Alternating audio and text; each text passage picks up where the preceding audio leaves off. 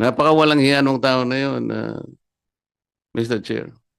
Sino yung official owner? Sino yung beneficial owner? Sino yung gaming system administrator? Ano yung mga games? Katulad po ng halimbawa, itong AB Leisure Exponent Inc.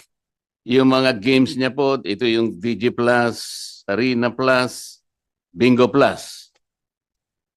Ito po yata yung nag-sponsor nung isang concert na ngayon lang. Pati po ako ay kanyang idinawit.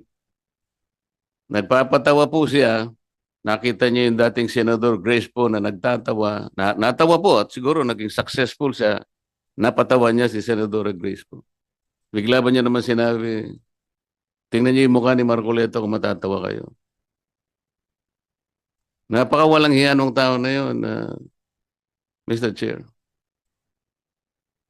Ayaw ko na pong patuksin siya. Ang nag-sponsor po yung DG Plus.